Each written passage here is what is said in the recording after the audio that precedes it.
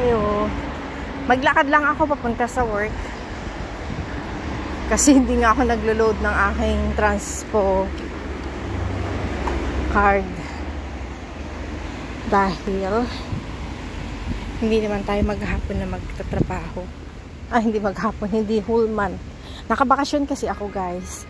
Pero yun nga, yung kagandahan dito, kahit nakabakasyon ka, pwede kang humanap ng ibang trabaho na part-time.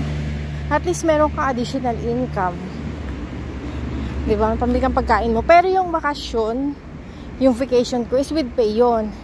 Kasi yun nga, kung ikaw ay mayroong full-time na trabaho, entitled ka sa 5 weeks holiday a year with pay yun. So, diba? Ganda-ganda dito sa France. Maraming mga benefits. So, medyo mabilis siguro yung lakad ko. No? Mabilis din yung ano ng aking phone. Tawag doon pag-video ba? So, yung pupuntahan ko ngayon, part-time ito sa kapitbahay ng aking trabaho, ng aking boss. Tapos, after doon, pupunta ako din doon sa boss ko. May gagawin ako doon. Pero, babayaran niya ako noon ng separate. Kumbaga, per hour yung ibabayad niya sa akin sa pagtatrabaho ko sa kanya ngayon. Wala naman siya doon. So, may pinapagawa lang siya. Pero, hindi kasama yun. Babayaran niya ako ng separate. For example, 4 hours ako. So, babayaran niya ako ng 4 hours. Ganon. So, yun yung kagandahan dito sa France.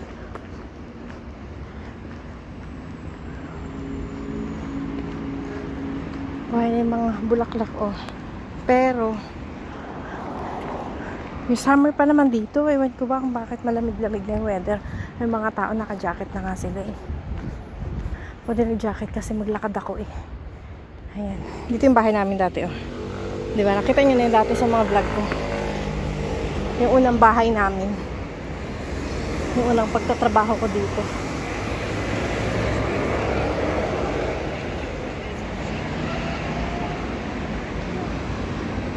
Pwede akong lumakad dun sa kabila, dun sa may busway, pero mas prepare ko dito nga kasi 'di ba?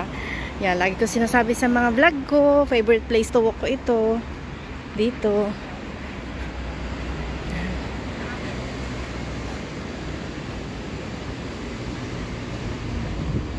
Nag-bloom ulit yung mga mga trees. Nung nakaraan, na to? Parang nag-orange na siya. Yellow. Ngayon nagbuhay ulit siya kasi tag doon? Lumamig-lamig tapos umuulan-ulan. Yun. Sa mga nagme-message sa akin sa Facebook page natin at saka sa YouTube, paano mag-apply, guys? Marami na tayong video diyan sa YouTube. Dito sa YouTube natin na pwede nyo mapanood. Nandun naman lahat yung mga detalye. So kasi pag gagawa na naman ako ng vlog, baka manawan yung mga viewers natin. Sabi, paulit-ulit na lang ito si Ate Jean. Meron nga nag-comment doon na parang re-upload na to, madam. Sabi niya, hindi po yung re-upload yung apartment sa Paris na 8th floor. Hindi ko po yung apartment. Apartment yun ang kasama ko sa Poland. Pero malista kasi siya doon. Nilinis niya. Kaya napapunta ako doon. Kaya may kinuha kasi ako. Sumama ako sa kanya. Ganda rin ito. Dati yan siya. Commercial space. Offices. Ngayon, na-renovate na siya ng build. Siguro yan? Apartment or something.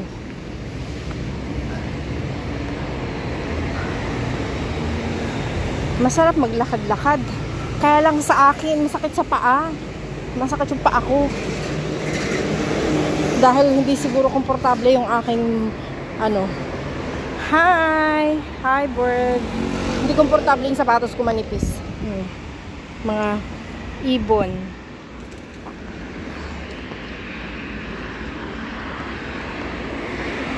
So malapit na tayo mag 4 years dito, guys.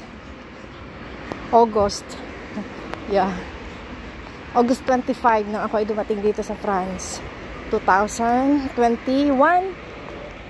Yes, 2021. So, I'm always grateful, guys. Maraming salamat talaga sa France na nabigyan tayo ng magandang opportunity na ma-change yung ating buhay. Although may mga pagsubok, normal naman yun. Mga struggles natin, pero hindi naman ganun katindi. At saka yung mga pagsubok, hindi naman yan nawawala, di ba? So, marami pa din tayong mga pinagdadaanan na pagsubok sa buhay. Kasi, minsan may mga mali tayong desisyon na akala natin ay okay, di ba? Pero maano natin na mali pala. Kung hindi naman siya actually mali, kasi doon naman sa mga desisyon natin na yon, may matututunan din tayo.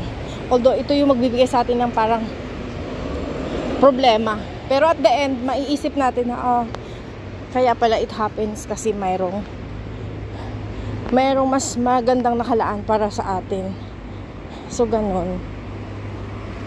So, we just keep going lang. And, yan, malapit na ako. 6 minutes.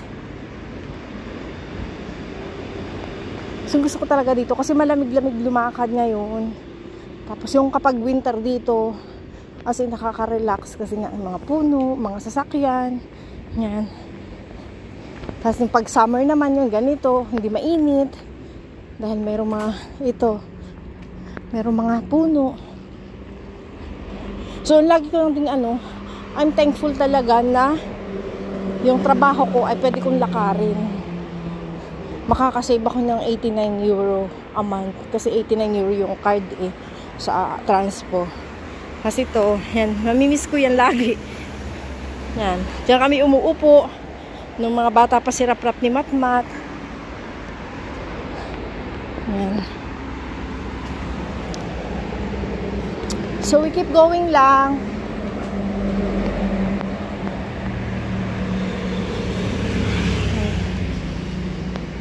At least na-enjoy natin. Kailangan talaga yung buhay is balance. Diba? Work, enjoy, and yan. Kasi kung puro tayo trabaho, maaano tayo, madidrain. Dapat balance lang. Mas marami yung pahinga kaysa sa trabaho. Kasi, kapag nga yung sige trabaho mo, tapos pag nagkasakit ka at the end, sayang din yung sayang lahat ng mga pinagpaguran mo. So, balance lang. Na ako guys, mga 2 minutes na lang. Nandun ako sa workplace ko. We keep going lang and God bless us all guys. We love you all. We keep going.